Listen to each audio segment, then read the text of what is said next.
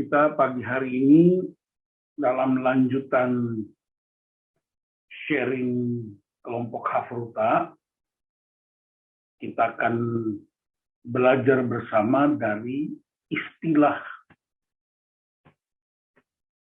etkol kuasa satu kata 3 huruf, yaitu doa. Kita sudah sering berdoa, dan hampir tiap hari kita berdoa, dan kita mau diingatkan kembali tentang hakikat doa dan mengapa kita terus berdoa. Yakobus 4 ayat 22b sampai 3 berkata, kamu tidak memperoleh apa-apa karena kamu tidak berdoa. Atau kamu berdoa juga, tetapi kamu tidak menerima apa-apa karena kamu salah berdoa. Sebab yang kamu minta itu hendak kamu habiskan untuk memuaskan hawa nafsu. Bapak-bapak, mengapa kita perlu berdoa? Doa, kata doa dalam bahasa Inggris, prayer, berasal dari akar kata Latin precarios, yang secara linguistik berkerabat dengan kata precarios, prayer, yang artinya genting. Doa adalah kebutuhan mendasar manusia. Mau dia agama apapun, dia punya keyakinan apapun, doa itu ibarat kebutuhan jasmani yang harus dipenuhi setiap hari. Kita tahu di berbagai tempat, di agama apapun, orang selalu berdoa. Karena itu, doa adalah kualitas hubungan dengan Tuhan. Doa merupakan tempat Allah dan manusia bertemu. Kita juga percaya di banyak momentum Tuhan juga bisa ketemu kita bisa ketemu Tuhan. Tetapi yang paling sering dan dahsyat ialah melalui doa. Dan karena itu doa bukanlah sekedar daftar belanja permintaan untuk diajukan kepada Allah, untuk memuaskan hawa nafsu kita. Seringkali orang membuat daftar panjang yang sering kita sebut pokok-pokok doa. Jadi kalau ada yang tidak disebutkan namanya, orang bisa tersinggung. Nah, kadang-kadang daftar doa kita lebih panjang dari renungan-renungan firman Allah. Daftar-daftar doa kita kadang-kadang membuat orang yang mendengar doa juga lelah. Dan karena itu saya pernah punya pengalaman memimpin sebuah ibadah minggu di sebuah jemaat. Bukan main, daftar doa syafaatnya panjangnya bukan main. Tapi saya sudah minta hikmat dari Tuhan, sehingga saya memilih beberapa pokok, selebihnya saya angkat kertas doa itu. Lalu saya bilang, Tuhan, Engkau jauh lebih hebat dari saya. Engkau juga bisa membaca. Saya serahkan pokok doa yang ada di dalam kertas ini buat Engkau. Begitu amin, selesai ibadah, ada majelis yang komplain. Karena katanya di jemaat itu, kalau nggak disebutkan namanya ulang tahun, namanya memberi persembahan, orang bisa marah. Itulah cara hidup manusia. Membuat daftar. Tapi daftar isi Alkitab dan segala perintahnya tidak pernah dia daftarkan sebagai gaya hidup. Kenapa kita mesti berdoa? Yang pertama, kita berdoa karena kita memahami siapa diri kita. Dengan berdoa, kita tahu siapa kita di hadapan Allah dan siapakah Allah di dalam hidup kita. Kita berdoa karena kita rapuh. Dan dengan berdoa, kita mengakui dan membiarkan Allah menjadi Allah bagi kita. Orang yang tidak suka berdoa, tidak mau berdoa, sebenarnya dia mau berkata, akulah yang jadi Allah buat diriku. Tapi orang yang berdoa, dia mengakui Allah itu Allah dalam hidup. Doa juga memampukan kita untuk mengakui kegagalan kita, kelemahan kita, keterbatasan kita pada pribadi yang merespons kedatangan manusia dengan belas kasihan yang tak terbatas. Yesus sendiri bilang sama murid-murid di Taman Getsemani, berjaga-jagalah dan berdoalah. Sebab roh memang penurut, tetapi daging lemah. Bahkan ketika dia sedang bergumul di Taman Getsemani, dia balik lihat murid-muridnya. Mereka tertidur. Lalu Yesus bilang, tidakkah kamu bisa bertahan 1 jam saja?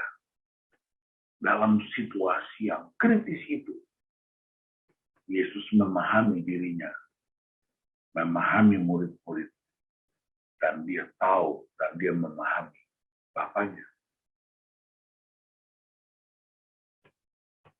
Seorang hamba Tuhan oleh Hillesby berkata, hanya orang yang tidak berdayalah yang bisa benar-benar berdoa. Berarti dengan kata lain, orang yang tidak berdoa merasa sangat berdaya di hadapan Tuhan. Padahal sadarlah kita bahwa kita ini dibuat dari debu tanah. Ingat, bukan dibuat dari tanah, tapi debu tanah. Ditiup angin aja, selesai. Henry Newman berkata, berdoa adalah berjalan di bawah terang kasih Allah dan bisa berkata tanpa rasa enggan, aku manusia dan engkaulah Allah. Itulah kesadaran kenapa kita mesti berdoa. Yang pertama tadi, memahami siapa kita. Yang kedua, orang yang berdoa adalah menunjukkan orang yang sungguh-sungguh rendah hati. Dalam perumpamaan Yesus dalam Lukas 18 tentang orang Farisi yang merasa benar, yang memandang rendah orang lain, tetapi doanya ditolak dibandingkan dengan doa seorang pemungut cukai yang berdoa dengan keputusasaan, tapi dia justru dibenarkan oleh Allah. Saya ingat hambanya Abraham, namanya Eliezer, dalam kisah penggenapan janji Allah. Ketika Abraham mengutus hambanya yang tertua, yaitu Eliezer, untuk pergi meminang Ribka di keluarga Abraham untuk Ishak. Eliezer tidak menyembah Tuhan. Tapi ketika dia sampai di tempat Ribka, Eliezer bersujud lalu berkata, ya Tuhan, Tuanku Abraham, kiranya Engkau kabulkan doaku dan perjalananku ini. Untuk menunjukkan bahwa sekalipun Eliezer tidak menyembah Allah, tapi dia memanggil nama Allah, tuannya Abraham.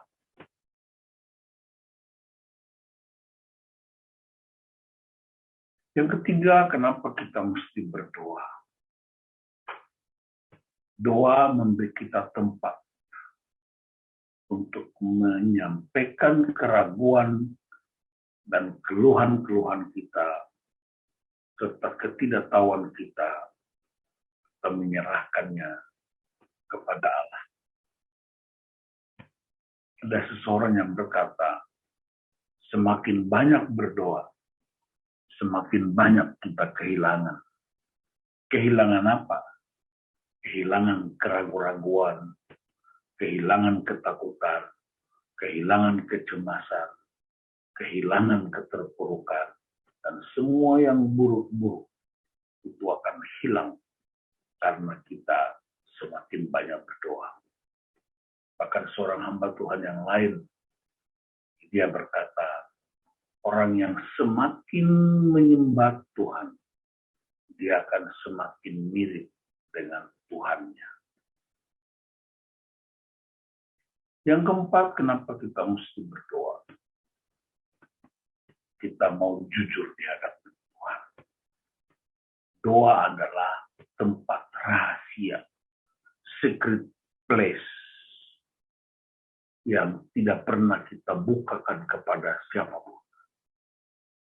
Tempat itulah yang diundang Allah untuk kita buka saat kita berdoa. Dan soal-soal pribadi kita yang begitu dalam, yang tidak bisa diketahui orang lain. Bahkan mungkin istri atau anak-anak kita pun tidak tahu. Tapi Tuhan sediakan tempat untuk kita buka. Namanya doa. Itulah secret place, tempat rahasia dari seorang pria atau seorang wanita, siapa saja. Doa juga memberi ruang bagi hal yang tidak terkatakan, ruang rahasia dari rasa malu kita, dari rasa penyesalan kita yang tersembunyi dari dunia luar. Dan itulah sebabnya doa adalah keintiman kita dengan Allah. Epkol bilang, Anda akan intim kepada siapa Anda berdoa, untuk siapa Anda berdoa, dengan siapa Anda berdoa. Kita harus menyatakan kepada Allah apa yang ada dalam diri kita, bukan apa yang seharusnya ada pada kita. Seorang hamba Tuhan namanya C.S. Lewis. Kita harus percaya kepada Allah dengan apa yang telah Allah ketahui. Tidak ada yang tersembunyi di hadapan Allah. Dia tahu semuanya. Seluk-beluk apapun. Kita bukakan kepada dia. Yang kelima, yang terakhir, kenapa kita mesti berdoa? Sebab hanya Allah yang tahu keegoisan kita, kejahatan hawa nafsu, pemberontakan dosa kita. Ya, kita terbuka di hadapan Allah. Doa mengundang kita membawa semua kehidupan kita ke hadirat Allah untuk dibersihkan dan diperbaharui. 1 Yohanes 1 ayat 9. Jika kita mengaku dosa kita, Allah itu setia dan adil, sehingga Ia mengampuni segala dosa kita dan menyucikan kita dari segala kejahatan. Yang harus kita lakukan hanyalah terbuka di hadapan hadirat. Orang yang berdoa kepada Tuhan dan terbuka dalam hidupnya kepada orang lain, dia mengalami terobosan, mengalami kesembuhan, mengalami pemulihan. Masih ingat Yakobus 5 ayat 16? Hendaklah kamu saling mengaku dosamu, saling mendoakan supaya kamu sembuh. Doa orang yang benar, bila dengan yakin doakan, sangat besar kuasa. Seorang hamba Tuhan Abraham Yosua, dia berkata, kita tidak bisa membuat Allah terlihat di mata kita. Tapi kita bisa membuat diri kita terlihat di matanya. Waktu kita berdoa, kita tidak melihat Tuhan. Nah, kita terbatas. Tapi Tuhan bisa melihat kita. Ada sebuah kisah nyata di Jerman yang sangat terkenal. Seorang anak kecil namanya Gunther. Dia ada di lantai 2 rumahnya. Dan ternyata rumah mereka terbakar dari bawah. Asap semakin tebal. Orang semua teriak. Pemadam kebakaran datang. Bapaknya begitu usahakan untuk selamatkan anak itu, tapi dilarang masuk karena semakin berbahaya. Gunther terus berteriak, "Papa tolong, Papa tolong." Lalu papanya bilang, "Gunther, turun, buang badanmu ke bawah, lompat." Gunther bilang, "Aku nggak bisa lihat Papa, aku takut." Papanya bilang, "Lompat saja, kamu nggak lihat Papa, tapi Papa bisa lihat kamu." Dan Gunther kemudian lompat dan bapaknya tangkap dia. Itulah yang disebut Allah tidak terlihat, tapi kita terlihat oleh Allah. Jadi doa adalah gaya hidup. Doa bukan sebuah ritual agama. Doa bisa dilakukan di mana saja, kapan saja, dalam situasi apapun.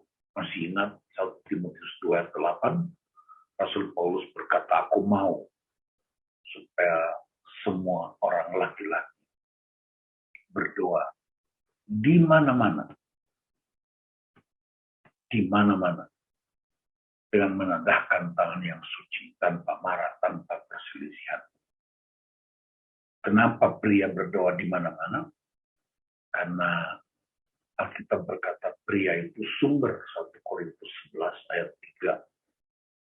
Sumbernya pria ialah Kristus, dan ketika pria itu menyentuh sumbernya, berkat-berkat akan tercurah, pengurapan Tuhan akan tercurah. Dan dimanapun dia bebas untuk menyentuh sumbernya. Itulah sebabnya pria berdoa di mana-mana. Doa itu membangun hubungan yang intim antara Allah yang Maha Kuasa dan kita manusia yang rapuh. Bukan memaksa Allah menjawab sederetan daftar permintaan kita, tapi doa itu membangun hubungan. Bagian kita adalah berdoa. Saya ulang, bagian kita ialah berdoa. Bagian Allah, dia menjawab doa. Dan saya ingatkan, semua doa selalu dijawab Tuhan. Tidak ada doa yang tidak dijawab. Semuanya dijawab. Cara jawab Tuhan itu berbeda. Menurut kapasitas kita, takaran-takaran yang telah Tuhan tetapkan. Jangan pernah bilang Tuhan tidak jawab doa. Dia jawab. Hanya jawaban dia sesuai kebutuhan kita, bukan keinginan kita. Seperti seorang anak kecil di umur 3 tahun, dia minta pisau yang tajam dari ibunya. Ibunya jawab. Cara jawab ibunya tidak diberikan. Kenapa? Karena ibunya tahu bahwa pisau itu dapat melukai anaknya. Ibunya tahu ini bukan kebutuhan anaknya. Tetapi kalau anak itu minta minum susu, atau bahkan tidak minta pun, mamanya akan berikan. Kenapa? Karena mamanya tahu itu kebutuhan. Kita mesti ubah cara pandang kita terhadap Allah. Allah jawab setiap doa dengan cara Allah untuk memenuhi kebutuhan kita.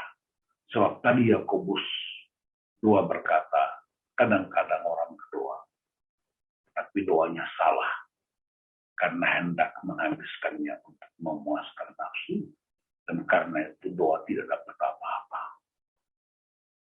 Yang terpenting ketika kita berdoa, hidup kita berubah. Ingat, saya beritahu, menyembah Allah, berdoa kepada apapun bentuknya, tidak mengubah Allah. Allah tetap Allah. Allah yang berkuasa, Allah yang dahsyat, Allah yang maha tinggi, yang hebat, di tempat yang luar biasa.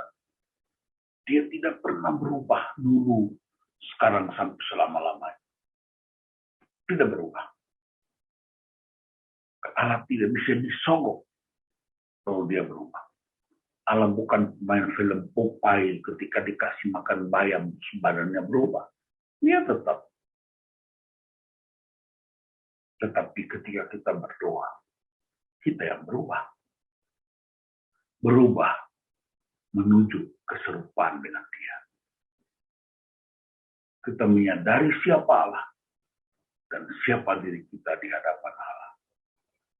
Kita berdoa menjadi orang yang rendah, yang mengharapkan kasih karunia, yang bergantung sepenuhnya. Kita menyerahkan semua keraguan kita sebagai manusia biasa kepada Allah. Kita berdoa kita menjadi orang yang jujur apa adanya. Dan kita juga berdoa, kita terbuka di hadapan Tuhan di tempat-tempat yang tersembunyi. Seorang hamba Tuhan berkata, penyembahan yang dahsyat, doa yang dahsyat, itu di tempat yang tertutup. Tapi ketika dia tampil di permukaan, hidupnya mengubah banyak orang. Raja Daud, ketika dia menyembah, hanya disaksikan 2-3 ekor domba. Atau dengan kata lain, dia menyembah di tempat yang tidak dimasuki banyak orang. Di padang gurun, dia ditemani domba-domba yang dia pelihara. Bahkan mungkin sedang dilihat oleh harimau, serigala, dan binatang-binatang buas yang mengincar domba-domba. Hanya dia dengan Tuhan di tempat-tempat yang tidak dimasuki manusia. Tapi ketika dia tampil ke panggung, segala sesuatu berubah. Yesus juga bilang, ketika kamu berdoa di tempat yang tersembunyi, Bapa juga tahu apa kebutuhan. Biarlah di pagi hari ini kita semakin diteguhkan kembali, kita dikuatkan kembali, kita diingatkan kembali untuk semakin terus meningkatkan kualitas doa hubungan kita dengan Bapa di surga. Tuhan Yesus memberkati Bapak supaya kita menjadi pria-pria yang suka berdoa. Mari kita berdoa untuk firman Tuhan. Bapak, terima kasih untuk firman-Mu, terima kasih untuk pencerahan, terima kasih untuk perkataan-perkataan firman yang menguatkan. Hamba-Mu terbatas, kami semua terbatas. Biarlah hidup kami menyenangkan Engkau. Kami menjadi pendoa bagi keluarga, bagi bangsa dan negara kami. Dalam nama Tuhan Yesus.